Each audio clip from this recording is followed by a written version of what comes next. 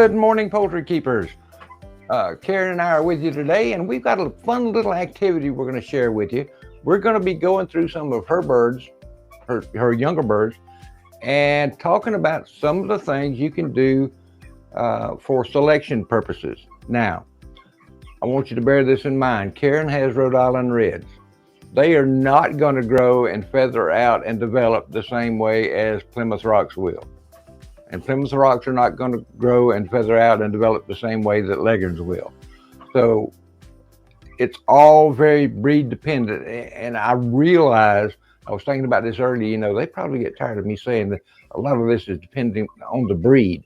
But it is so breed dependent. And sometimes, as you will see today, it's also dependent upon the sexes of the birds, because you'll see wide variations there. Karen and I really appreciate you coming up with the idea to do this, because I think this is going to be a great learning experience. So I'm going to let you say whatever you'd like to say, and then we'll get right into the meat of the matter. Yeah, well, let's start with, I'm a newbie at this, right? In the past, I have called for health and vigor and anything that went wrong and any disqualifications that I saw when they were young. But I was somebody who basically grew them all the other ones out until they reached maturity, and then I looked at them as a group. Do you know what I mean? So I was not looking along the way. So I never really looked at what can I figure out at 4 weeks? What can I figure out at 6 weeks? What can I figure out at 10 weeks? Do you know what I mean? Is there things I can do along the way so that I can go ahead and move that bird on to another home or to another existence, a plane of existence, if I don't want to go all the way. This year, again, just in my particular circumstances, I've hatched out about 300. I would like to be down to 50 birds by winter, which is before they, really hit maturity. So that's my goal. That's certainly doable. Okay, so that's what I'm just trying to learn with, we've got the weighing challenge this year. So I've been weighing every week and just looking what a difference a week makes too. You talked about different breeds. I also, I'm not able to compare feather rate with a bird that's 10 weeks with a bird that's 11 weeks, or it's totally a mishmash. So, All right, so I'm nervous. What do we want to do? Well, where do you want to start with first? Let's talk feathering rate quickly. So there's two different things, I think. There's a bird that feathers slowly, and a fast feathering bird and a slow feathering bird. And those are like genes, right? Those are like, you're going to get a cuckoo barring, or you're going to get a strong barring, right? Right. But that's not really what I'm discussing, right? When we talk about the rate in which my birds feather, I'm not looking for a bird that has a different gene, am I? I'm just looking for which one, almost a sign of vigor more, like which one feathers out faster. Well, fast feathering to me is fast feathering, and it's a genetic trait. Doesn't matter whether it's a red, or it doesn't matter whether it's a barred Plymouth Rock or a white Leghorn or whatever. And we're going to be seeing that, I know, with some of the birds you've got there behind you, and we'll talk about that. But the rate of feathering is something you have to evaluate fairly early on, because once those chicks are feathered out, you can't tell one from the other. So so now what about the different molts? What about the, I use a different molts as an indicator, mostly for me, as to when I can cull a bird for color. For example, reds, I would never make my final color culling decisions until they have all of their adult plumage in. And you can tell that by looking at the wing feathers. And we talked about that earlier before we started recording. And we'll actually show the folks what we're talking about. So I'm still baffled. So let me try again. So, well, just remember, fast feathering birds are good. Right. And for production, right? Is it good for show? Is it good for laying eggs? It's just good across the board. It's just a better chicken to me. That's a fact. Okay. Or that the Better research feather has shown. quality. Okay. Usually, they're not affected by temperature, environmental temperature swings as much as the slow feathering birds are. But yeah, we'll take a look at that. Okay. But I just so I've been looking at the feathering rate from the ages of like 4 weeks through 11 weeks, and it's different every week, and the birds Yes. are not consistent across the, like, 1 week to 4, 1 week it's a 2, 1 week is, I'm like, okay, is it me or is it just the wrong time to be looking at it? I'm thinking maybe I just look at it once at 3-4 weeks. Karen, I think in your case, it's a case of you're new to this, Yeah. this kind of thing. You're dealing with a breed that is notoriously slow feathering in general, especially in the males. So whatever you can pick up that's a little bit faster feathering, Okay.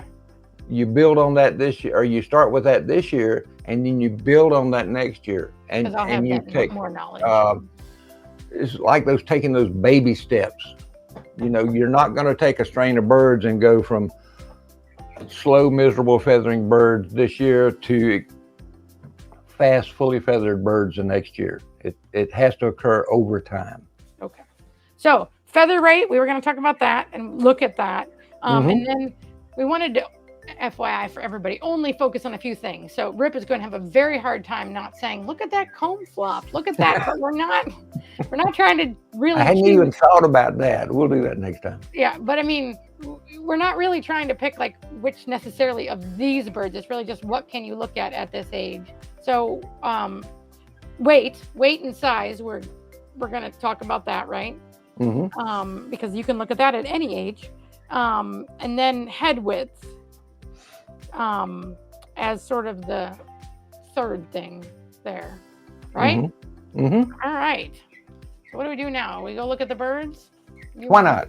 You want them from the front or from the top? What do you want to do first? Let's take them from the top. There we go. I'm gonna that's not the top. The other top. There you top. Go. All right, I'm gonna open the cage so that it'll focus on them instead of the wires. And you can see that we have, or Karen has, 3 birds there that are exhibiting different feathering rates. Now, Karen, I believe these are all the same age. Is that correct? Yes, these are all 10-week-old males. And you can readily see, and honestly, the male on the left, knowing reds the way I do, I was really surprised to see that bird feathered out the way he is. And the bird in the center, yep, the bee bird, yep, is obviously the slowest to feather out of all those birds. And that bird on the right, he's kind of that in-between bird. One disadvantage to slow feathering birds is they will sometimes be prone to feather picking and cannibalism, getting picked on and things like that, especially when those new feathers are coming in, and you got those little pin feathers there, and the other birds will start picking at them. So that's another advantage to having a fast feathered flock. And Karen, you need to write down that bird's band number right there you get picked up, because that's number 183. Number 183. What's amusing about it is that I'm trying to move over to my freewheeling camera here. He only has a feathering score of 3. He's about average.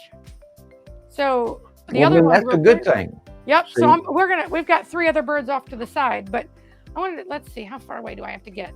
So one thing is you do have to pick them up, I learned, because like when you look at it and it's all closed up, that bird looks fully feathered. Mm-hmm. But you pick out a wing, he's still naked. You know what I mean? Like, he's not done.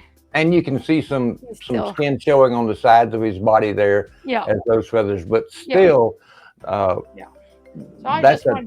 that's a good feather rate on a red. I just wanted to say when I was looking at feather rate I definitely had to pick them up in order to be able to tell the difference between. So when I say a 3, a 4, and a 5, I'm trying to use the scale we did for the selection tool.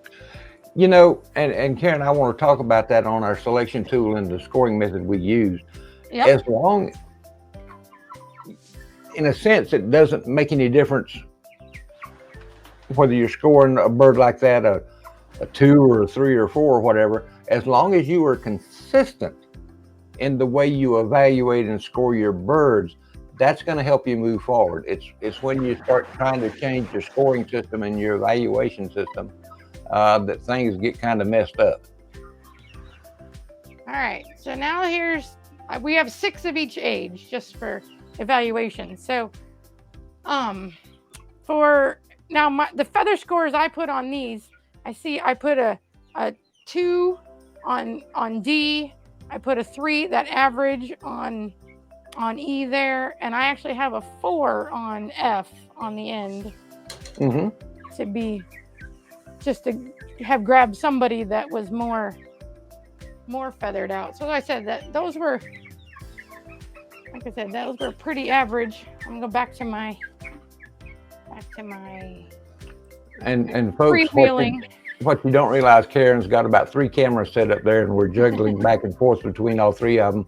And it's working a lot better than we had dared hope. But see how so I put a 4 on this one because he doesn't barely have any, like he's pretty darn, he's not a 5. He's not completely, you know what I mean? But he's much more feathered out than average. So Karen, if you would extend his wing out, I want to talk about one thing, extend his wing out and hold it up close where we can kind of see there. And you can see on those, tilt him a little more forward so we can see the wing tips on the primaries and the secondaries. There you go. See how pointed those are? That's telling me that those are juvenile feathers. People will cull for color way too soon. I don't like to cull for color until all those juvenile feathers have molted out and they've grown back into their adult plumage. And you can tell when that happens because the adult plumage is going to be round tipped, not sharp and pointed like these juvenile feathers. Which feathers are we talking about? The primaries and the secondaries will both exhibit that. So all of these then? All of these are juvenile feathers. Yep. All right. And since you're here and you're a judge, so I would say that these birds in general have not been overcrowded, but to me, their feather condition is just awful. Is that? Well, I think part of it has to do with the fact that they're reds, because reds are notorious for having bad feather quality. Okay. Some of it is probably also related to weather. Okay. It has been very hot and dry, I'll tell you that. It has been extremely hot and dry, and reds, you know, if the humidity's been low, it will show in the feathers of your male reds. Okay. All right. I said I was going to try to avoid butt cam as much as possible, but there, I did it. All right. So now, see how hot? They're hot too. All right. So we talked feather quality. So now, is that enough? Let's say you were trying to cut your birds in half at any age. You know, is rate of feathering enough to do that with? Do you feel? Well, it goes back to one thing that I say on a regular basis. What are your goals? What do you want to accomplish? What needs work the most? In your opinion, what do you feel like needs to be corrected the most? Where do you feel like you need to put your most effort? Does it matter at all with, like, I'm feeling that I can be picky because of the number of birds that I'm looking at and the number I want to keep, right? Like if I'd hatched 50 birds and I wanted to keep 40 of them, I couldn't be very picky, right?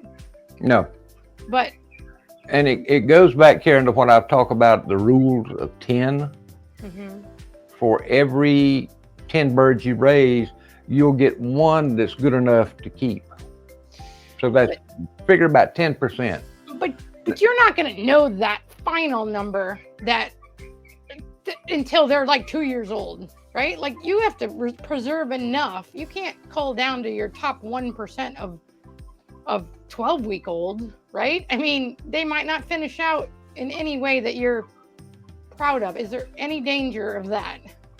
Of just I see where there could be if folks get a little overzealous in their culling, but really, most folks tend to be very much underzealous in their culling, and they keep birds that really they should remove from the flock. Most folks just don't cull deep enough. all right, now I'm still in, right? Yep. Yep. You don't have to look at my thing. All right. Oh, okay. So if I told you I had 20 10-week-old males and I wanted today to cull them down to 5, would that make you gulp, or would that make you be like, way to go, keep at it? That would not make me gulp. Okay. As long as, and I do know you, as long as I felt you were comfortable of making the proper decisions. And yes, I think you are. But it's a combination of not doing it primarily on one factor like feathering. You want to take other things into consideration. Interesting, Don Schrader learned when they did that study with the Livestock Conservancy on Buckeyes, and he would do the body evaluations in the whole 9 yards at about 10 weeks, and then do them again at about 20 weeks, I believe. And typically what he found at 10 weeks was the same thing he found at 20 weeks. So the birds tend to carry that forward as they mature, whether it's body width or body depth or those sorts of things.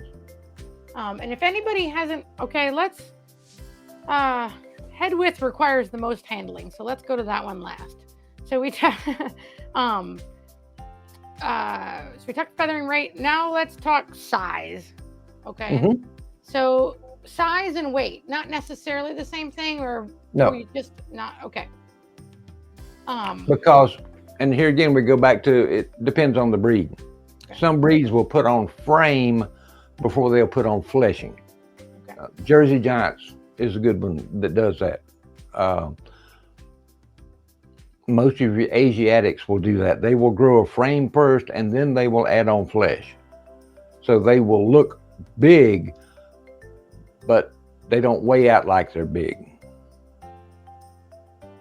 And that's okay. You want frame. Yes. Before you want flesh. Everybody who watches our live stream knows that I struggle with fat birds. We're just going to go fat birds. I don't know whether I struggle with big birds or not. Do you know what I mean? Like, but everybody is over a standard weight. Males, females, they're over it at cockerel age. They're over it at cock pullet hen age. So I have been selecting. That's part of my problem. I have been selecting down the bell curve a little bit. Not the biggest boys, not the biggest girls, not the fastest growing. So I also wonder, am I unselecting for vigor the longer I do that for? No. Another thing that Don Schrader found was that your better breeders are typically not your largest birds. Okay. They're not that end of the spectrum. Okay. They're more towards the center. Yeah. That's sort of where I'm looking for. Let's see, if I have a bell curve, okay, let's do bigger. Bell curve. I'm looking for birds from the center to there, but not all the way over. Do you know what I mean? Correct. So think of it that the bell curve is showing you your flock average. As long as the average of your flock is growing and performing and producing the way you said in your mind you want them to, you're golden. But if it's only 5% that's doing it, that are the big birds and the best producers, then you kind of need to revisit what you're doing there. Okay, so let's just talk the weight of these. So size, we'll have to get the other camera over there, but weight-wise, let's pull up the front view. Let's get them to stand up first of all. Let's see. I know why. They look far too comfortable. Yes, that's. Let's go. Let's go annoy them. Hello. Are you annoyed? Yes. Yes. Yes. Yes. Yes. Yes. Yes. Yes. Yes. All right. So, number D there is by far the smallest. Actually, is the smallest bird of all of the age. So he is 1.84 pounds. E there is 2.74 pounds, and F is 3.34. So right there in D and E, you have the biggest bird and the smallest bird. And Karen, there's one thing I want to point out about that. Okay. D looks like it's your fastest maturing bird, but that's sort of that other side of early maturity. Can you breed birds that mature too fast? Yep. Those are usually your smaller birds. Okay. And I was gonna say D does, I guess he has less feather quality than the other two. I mean, less feather. The other thing, go back to that other camera view. Upwards. Overhead. Okay. All right. If you look at that bird on the left, and of course he's standing up next to just compare the overall width of him. So this is, which ones are we talking about? F and E? F. Okay. If you look at it top down, you can see he has almost a wedge-shaped body. Whereas if you look at that bird in the center, you can see he carries his width much wider all the way through to the tail, and that's what you want in a red. Yeah, we're not supposed to talk about that, Rip. No, sorry. Well, yeah, I knew I'd do it. No, I'm teasing, but that was that thing. Like it's easy. Yes, I'm just teasing you. We call that a teachable moment. No, well, yeah, you have to. Everybody wants to know. It's not like nobody wants to know that. Like I say, because you even if you can't see. Let me bring the Porto camera. Make everybody seasick. But look at that. If you want to talk about things, look at the width of leg there. Oh yeah. Compared to much wider bird there. Little guy okay, stand up, Mr. Man. Stand up. Stand up. Stand up. But like I said, I need to be careful that I just don't keep the biggest ones. But for now he gets to stay. Yep, absolutely. All right, so head width. How do you oops, I don't like being alone up here.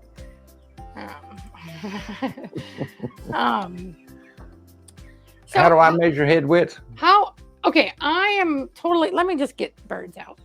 We'll go with the biggest and the smallest because it's easiest to see. All right. They want to leave. All right, gentlemen. It's your time. All right.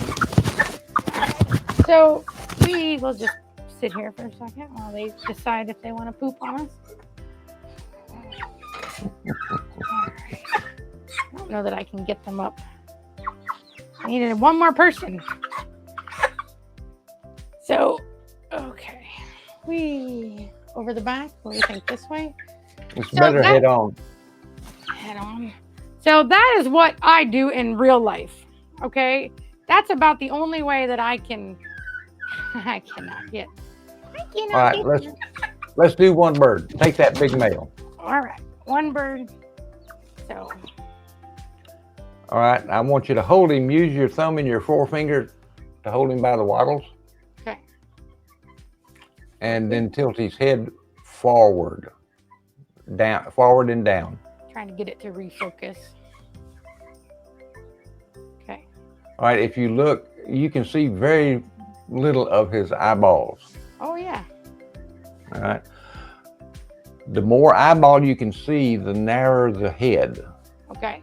And what typically happens is that the head width transfers throughout the rest of the body. So a bird with a wider head is going to have a wider body. Now let's do the same thing with that other. Nope, I gotta get this on the camera because now I went to the effort. Okay. I'm just trying to make it bigger. See there? For everybody. Yep. Yeah, no, you definitely don't necessarily. Okay. So then we got, so I gave him a head width of 4 on my scoring. And I gave this guy a head width of 2.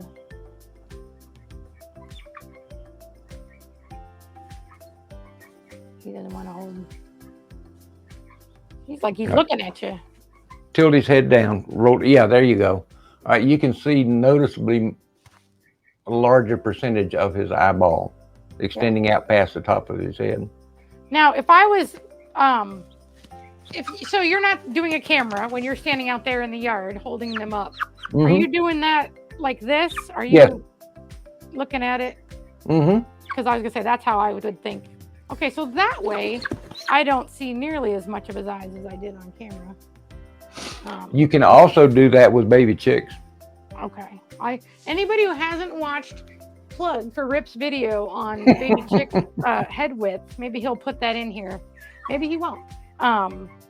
But it's on our YouTube channel. Yeah. All right. Let's go back to Rip while I get up. All right. So head as go the what is it? As go the head, so goes the bird. What's the As the head goes, so goes the rest of the bird. Okay. It's what my old mentor used to tell me. Yeah. Now, can you wind up with too much head width? Yep, you can. You can wind up making the body of the bird look like something it's not supposed to. So you have to keep the standard of perfection in mind, the written breed standard in mind for the breed that you're working with. Some birds are not meant to have wide heads. Some birds are, or I shouldn't say some birds. Some breeds are not meant to have wide heads like other breeds are. And that's why you're always comparing your birds of the same age together to each other. But I found, so how I did it today when picking my birds and not looking to compare, I know you're going to laugh, but I set my calipers, but I basically set them at one width, 1.2. And then I just screwed down the little screw. So it was, I didn't try to, and then basically I just slid it over everybody's head and saw who was, that was average. If there was space between them, then it was less than average. And if it like ruffled their feathers, then it was wider than average. You know what I mean? Like, so I was able to just take a quick. It knocked him out. He was really wide-headed. Exactly. Well, I'd like to think that I wouldn't just jam it into his eyeballs if it was too wide. But it let me, it just took half a second to put it down up to their head. You know what I mean? I know some call duck breeders have a little gauge that they've made for measuring the bill on baby call ducks, and if it's not kind of snug, they won't keep them. They'll sell them as pets. All right. Well, I think we covered everything in depth, but let's just go through a few more birds. So I've got 6 more birds that are a week older. So let's just see what's different there. All right. So Karen, with this new group, how old are these chicks? These are 11 weeks old, so exactly 1 week older. So, folks, if you can visualize that first group of birds we had out, and these are just 1 week older, look at the difference in the rate of feathering in these birds. It is amazing what difference just a little bit of time will make. If you haven't made and Karen, this is directed at you, and I know you have, but if you hadn't assessed your rate of feathering before your birds were 11 weeks old, how could you tell? You couldn't. So, yeah, there's a few that are left over with stuff, with pin feathers and stuff. But for the most part, they've all filled out, but you can still pick a few. Yeah. Gives you a great visual on just how fast birds' feathers can grow. And I know I keep harping on this, but I swear at 7 weeks, they looked like this before. They were fully feathered out. And then they lost them and got more. Do you know what I mean? Like, so I feel like there were different rates of, I'm not saying they look exactly the same, but they. Don't forget that 7 week time slot is when they start molting out that first set of feathers. Yeah. Well, I shouldn't say the first set. You got the chick down, which they mold out and grow feathers at about a week. And then about that, and here again, it depends on breed and it depends on sex, but about that 7-8 week time slot, they're molting and regrowing feathers. So they can look like they're going backwards when they're really not. But we're still juvenile. I mean, nothing changed. Oh yeah. Mean, thank goodness, because if my red wings look like this, I and stop now.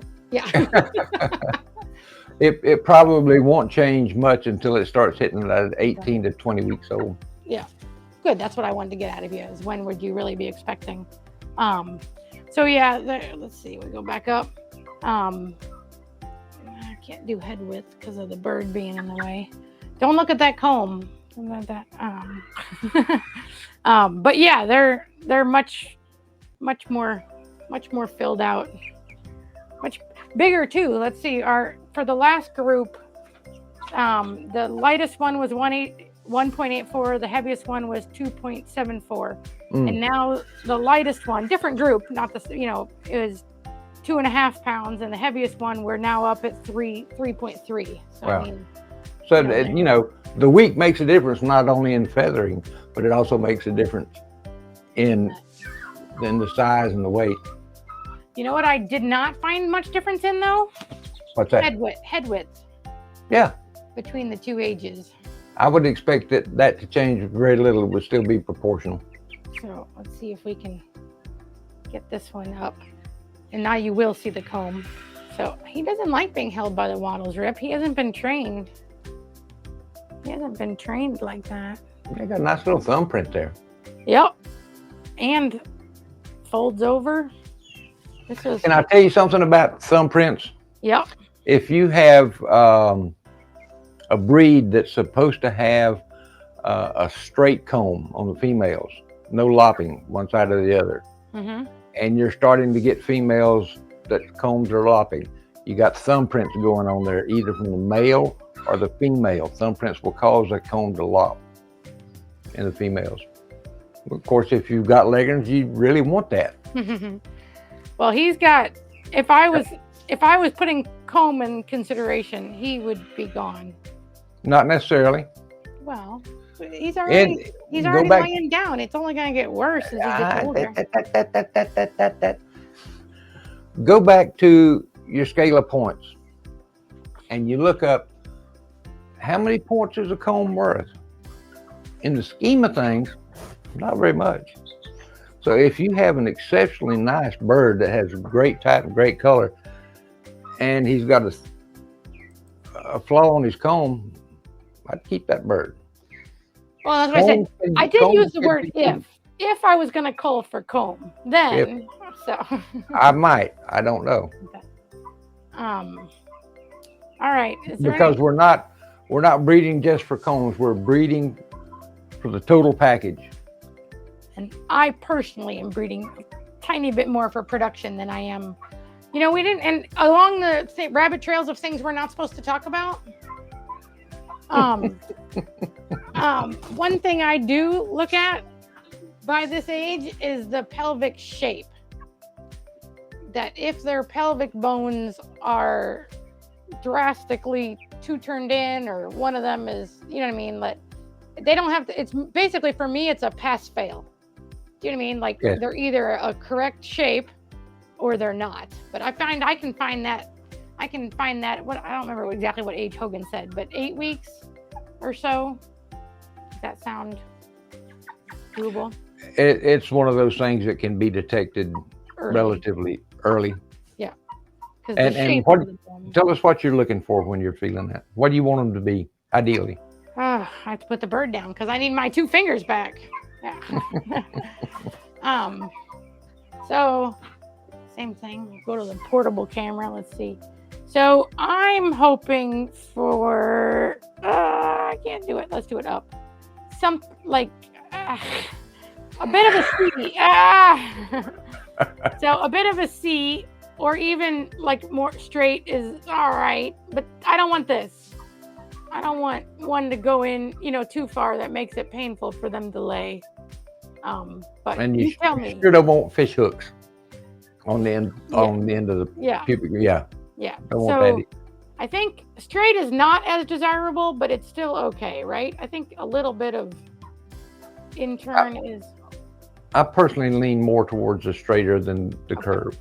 Okay. All right. See, look at that little gem he threw out there for you.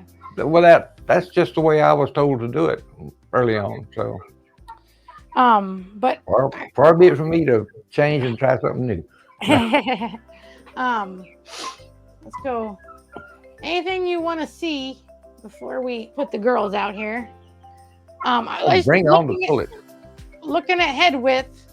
So, like in general, you're in real life. You would just be looking at it, right? Like you just look at the bird and you'd look and you'd be like, this one's. So if you had a 3-cage setup like this, you could put the birds with the widest head in D, and then you just hold every bird up next to it and say, is it wider or less than wide? Now that ends you up with one bird, which is not necessarily what you want to get. So but it's a matter of comparing them to each other, right? At the right. So 149. So it's middle of the road weight-wise, the slowest feathering and average head width. In the middle, we have 181, which is heavier on the heaviest side, probably the biggest bird, who has the fastest feathering and the biggest head. So if you go with, she's my, best bird if you go with parts of the bird. And then the last one, 343, is actually lighter than the other two, better feathered, and a skinnier head. So when you say the last one, you're talking about F? Yeah. Okay. Oh. Out in this group of pullets, Karen, how old are these birds? These are 11 weeks. So they're 11 weeks. Sisters of the last boys. And you were talking as you were shuffling birds around that you thought the widest head was on that E pullet, the one in the center, and that she was also bigger. I can agree with the size. Yeah. But when we were looking at her, now that you're going in there, it does. My initial thought was this bird here, the bird on the right, was equally as wide, but it's clearly not now that we're getting a little bit tighter shot here. Okay. So everybody, she's got good feathering. So like you said, 11, but now this one here, although you can see it right in the back of her back, but if you... Yeah, right there at the base of the tail. Yep. But if you get her out, let's just get her out for the fun of it. Oops, I forgot to close up my mail, so they're walking down the hallway. Hold on. All right. They have escaped. You stick in there. But obviously, if you hold her up like we've done, she's still it becomes naked. really apparent. Yeah. So that was a terrible shot. So, but she also has a skinny head. Let's see. Can you see her eyeballs? Yep. Yep. So, bye. Would you like to find a home that wants you to lay eggs for them? But so I'm starting to get some pink in my older birds, for my girls, which I thought was a little earlier than I usually see it. But we're talking heat now, right? I just started to say, don't forget it's hot, and birds don't sweat like we do. They cool off by radiation or panting, and they radiate body heat through their comb and their wattles. So yeah, you can start seeing pink, and you can start counting on you're going to have bigger combs and wattles than you would probably like. I can live with that for now, since I'm not going to start showing until I retire, which is never. I love this positive attitude there, Karen. The retirement part. Well, as an entrepreneur, you don't retire, you just become upper management, right? Anything different you look for in the girls? I don't really Not look at this for, point. Not I at don't this really point. look No. for pelvic shape, but you're same thing. I can take the slowest feathering girls. If they also happen to be the lightest and have the skinniest head, then I have absolutely no doubts, qualms about culling them, right? Right. And I can worry about my birds that are too big on the other end, right? Like right now, if I just take off the bottom half, then I'll Or see the bottom third. bottom third, then there's still going to be a ratio of the. And for folks that are new to this, remember, go slow your first year or so. You want to, I hate to use the term, you want to get a feel for what you're doing, but yeah, you want to get a feel for what you're doing, literally and figuratively, because you want to make sure to give that bird a chance. We have to do it when we're judging. All things considered, you got to give the birds a chance to show you what they've got. And let's give them a tease. I'm not saying we're going to make the video, but so we've already talked about some things, right? Width of back, following all the way through. Is that pretty steady from this point on? Yes. Look at a 12-week-old bird. Yes. It's you can, like we were talking about earlier, like Don Schrader showed us, what you're seeing and feeling at 10 weeks is pretty well going to translate to what you're seeing and feeling at 19, 20 weeks. So go for it. Go for it. All right. So with the back, depth of body, when can you look at like capacity like that? Well, that's depth of body. I measure with my hand. Maybe I'll pull somebody out just to see. At 10 weeks, I would be going full-blown body evaluation. Okay. Not while they're crying and being held up in the air. What I would do is I would put my thumb on the top of the back, and just like you got her there in your right hand. Yep. Okay. And then use your fingers down to the bottom of the keel bone. And you're just seeing who's deeper. And then you're comparing one I bird. gotta do it earlier because that's about as big as my hand gets. I don't have a. She gets much bigger. My hand won't reach from one side to the other. But so that, and then the depth of body. You were doing behind with the body. With the body. So under the wings. Yes, under the wing. Under the wings, and then slide back to the hip bones. Oh, she doesn't have it. She's not good there. She gets skinny fast. So, but I got to make sure somebody else doesn't get skinny fast, right? Right. It's all about. Now her hip bones are very close by. There's not a lot of. All right. So, full-on type evaluations. Yeah. I'll say this one. I don't do a full-on type evaluation until they have their adult plumage. Okay. Because that can change the looks of everything. Type and color.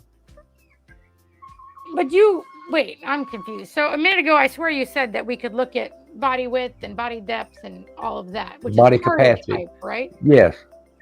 But not the whole picture because you need adult plumage. Correct. And the looks of the way they hold their feathers, the way they present, the way they stand can all make them look different. But it's important, which is more important, how they look or what they actually are, or both? Well, what are your goals? If you're interested in having a bird that looks good and is a good producer, you got to consider both qualities. You got to learn, where's that balance for me and my flock and my birds and my breeding? Because yes, I want them to lay well, and obviously I want the males to lay well too in their offspring. Yeah. Well, if the males, and we'll go back to the pubic bones evaluation, if they don't have the proper pubic bones, they're going to transmit that inferior quality onto their daughters. Yeah. So, basically, like I remember early on hearing the statement that a bull is half the herd. Well, a male bird is half the flock, or half of that family at any rate. And we didn't touch on this, but on the Poultry Keepers 360 Facebook group this week, there was a good reminder to not let who the parents are cloud your judgment too much on who you keep. Do you agree with that? Yes. Okay. That I personally, I have one, again, you can edit this out, but I have one female who lays the color egg that I want. And so I admit that I'm going to try very hard to keep one of her sons. And I don't blame you a bit for that. And I know which one you're talking about. I want to keep, I want to keep the best one of her sons. I don't want to keep the worst one. Do you know what I mean? But I admit that even if all the other males are better than him, I think I'll probably, in a way, I am deferring to the parents, to some degree. But let's just hope we can find a good male that's not well, and I'm sure you probably will, because she's a good-looking female. Yeah. But yeah, I'm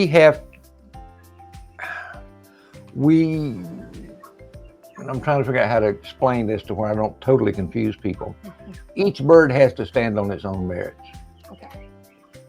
When we measure it against the standard, how well does that bird meet the standard? Not how well did that bird's great granddaddy meet the standard. Right. Now, is there value in breeding related birds down through the years? Yeah, there is, because we can build consistency. But we only use birds for breeders that meet the standards as closely as possible. And I'm, for me, for the mothers and the dads, it's so much about their egg lay rate.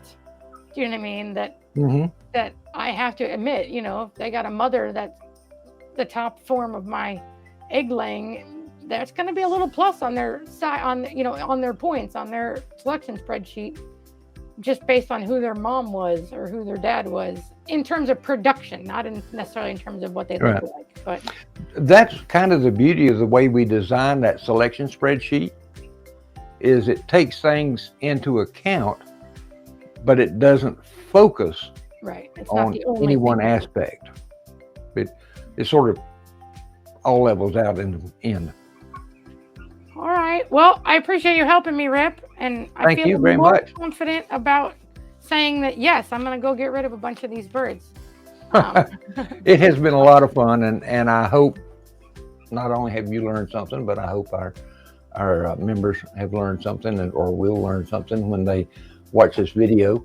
All right. It's been a fun thing, and we'll have to do this again, because we just literally only scratched the surface. I mean, we talked about head width. We talked, there is so much more out there that falls into place when we get into selecting birds. So thank you very much, and thank your birds for us. They did remarkably well. You got some good birds. So, thanks. I'll talk to you later. Thank you. Bye-bye, everybody. You have a good day.